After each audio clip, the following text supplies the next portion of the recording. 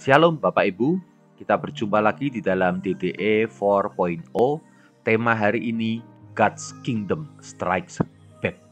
Kerajaan Allah merebut kembali apa yang telah dikuasai lama oleh kerajaan iblis. Bapak Ibu, kita seringkali merenungkan dan mengeluh mengapa di dunia ini banyak penderitaan. Mengapa orang satu dengan orang yang lainnya saling menindas, saling mencelakakan, dan tidak ada kasih di tengah-tengah dunia ini. Itu karena dosa. Dosa telah merebut apa yang menjadi milik Allah dengan membawa banyak penderitaan. Dan 2000 tahun yang lalu, ketika Tuhan Yesus naik ke surga, Ia memberikan satu pesan yang jelas.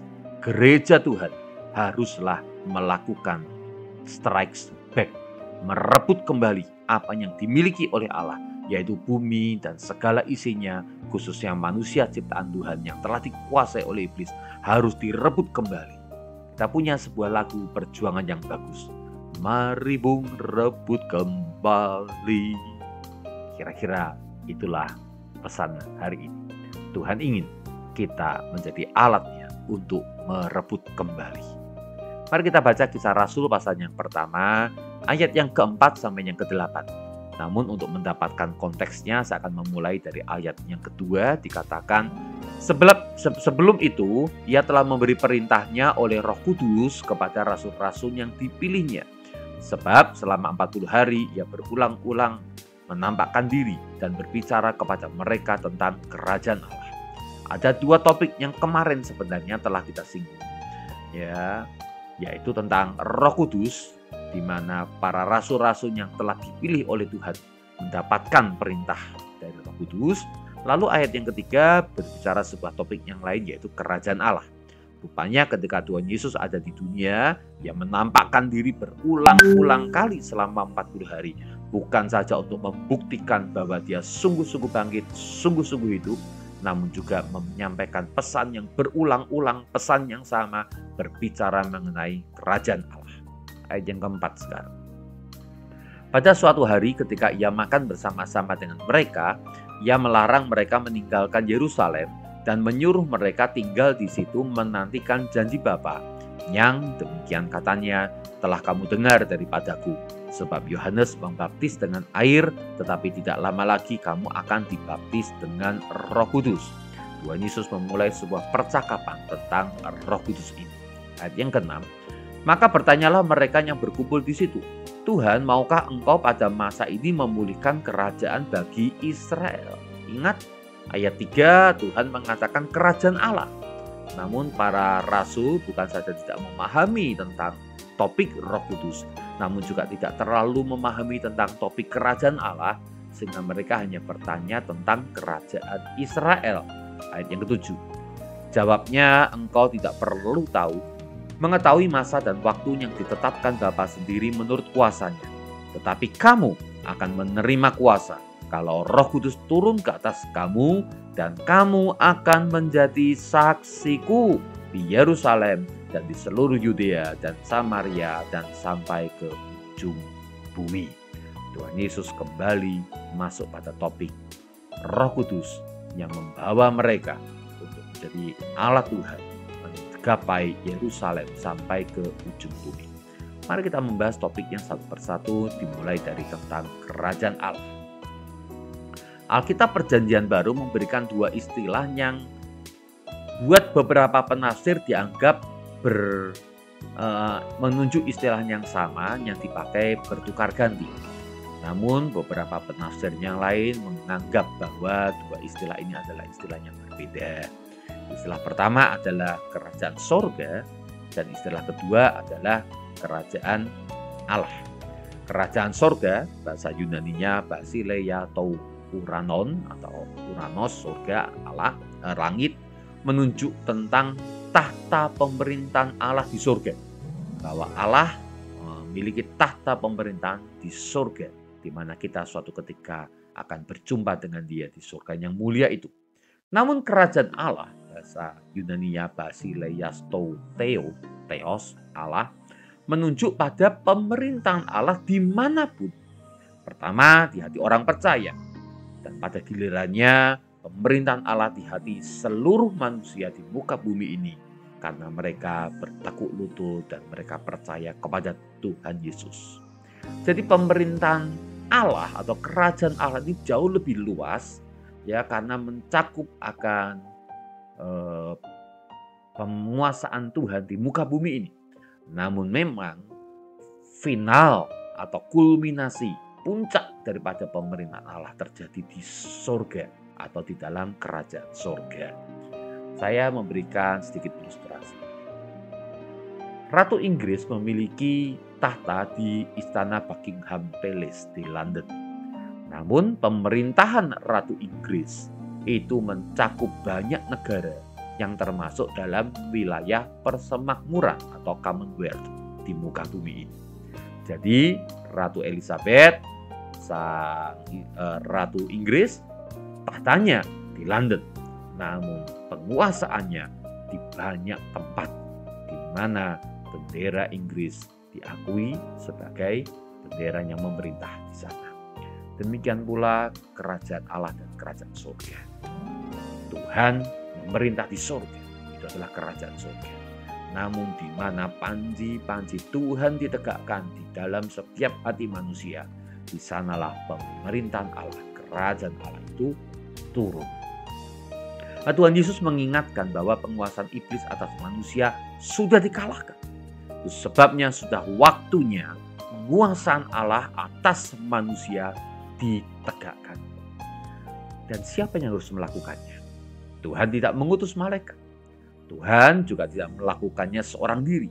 Karena Tuhan Yesus datang untuk membuka jalan ke surga. Dan kemudian ia memperlengkapi kita dengan kuasa Roh Kudus. Itu berarti gerejalah yang akan dipakai Tuhan. Alat Tuhan satu-satunya yang punya kemampuan untuk memporak-porandakan kerajaan iblis. Benar, kerajaan iblis itu kuat. Kerajaan iblis itu menguasai sudah sekian ribu tahun lamanya. Ia punya pengalaman dan kuasa yang besar.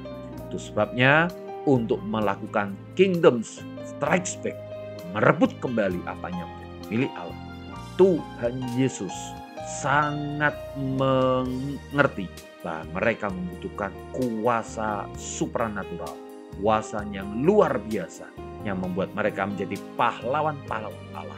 Itulah namanya kuasa Roh Kudus. Maka kita masuk pada topik kedua yang sebenarnya menjadi topik utama juga yang disampaikan Tuhan Yesus dalam percakapan waktu itu. Bahwa mereka diminta untuk menanti sampai Roh Kudus itu turun atas mereka sebelum mereka bisa memporak-porandakan kerajaan iblis di muka bumi ini. Mulai dari Yerusalem, Samaria, Yudea, Samaria, bahkan sampai ke ujung bumi. Mereka perlu Roh Kudus. Memang para rasul salah mengerti. Mereka berpikir bahwa Tuhan Yesus sang Mesias setelah dia bangkit, maka waktunya Mesias ini untuk memulihkan kerajaan Israel. Tuhan Yesus berkata, itu pasti terjadi. Jadi kalau ada pengajaran yang mengatakan kerajaan Israel sekarang itu sudah tidak lagi ada dalam perencanaan Allah, dan sekarang hanya Israel baru yaitu gereja, saya rasa kita akan membahas lagi di bagian berikutnya. Ini adalah sebuah pengajaran yang kurang tepat. Kerajaan Israel ada di dalam Alkitab Tuhan, namun akan menjadi sebuah selipan saja. Karena Israel atau kerajaan Israel ini adalah cara Tuhan untuk memfokuskan akan karya keselamatan. Israel yang dahulu sudah selesai sebagai umat perjanjian. Israelnya, gereja yang sekarang adalah fokus daripada kerajaan Allah. Dan nanti di akhir zaman Tuhan tentu akan kembali kepada Israel untuk membereskan apa yang sudah dijanjikannya.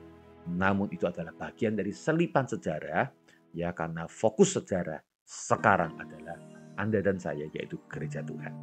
Dan Tuhan Yesus berkata, engkau akan dibaptis dengan Roh Kudus, sehingga engkau menerima kuasa untuk menjadi saksiku. Kita akan mengupas lagi lebih jauh mengenai apa itu baptisan Roh Kudus. Namun untuk saat ini kita akan fokus saja berkenaan dengan sebuah situasi yang sangat khusus dan istimewa. Apa itu? Begini. Pada masa Tuhan Yesus melayani di bumi dan memiliki banyak murid-murid dan orang-orang yang mengikuti Dia, ini adalah sebuah masa, kita sebut aja masa intertestamental, masa antar perjanjian, antara perjanjian lama yang sudah selesai dan antara perjanjian baru yang belum berlaku sepenuhnya. Di masa itu para murid-murid Yesus sudah percaya Yesus sebagai Tuhan.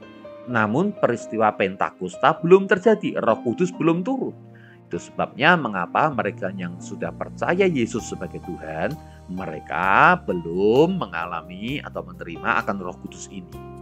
Namun buat Anda dan saya, kita semua hidup di masa perjanjian baru sepenuhnya. Artinya waktu kita percaya pada Tuhan Yesus, peristiwa Pentakosta sudah terjadi. Roh Kudus sudah dicurahkan di atas muka bumi ini. Itu sebabnya mengapa setiap Anda dan saya yang percaya kepada Roh Kudus, Anda telah dibaptis dengan Roh Kudus. Nantikan pembahasan hal ini pada hari-hari berikutnya.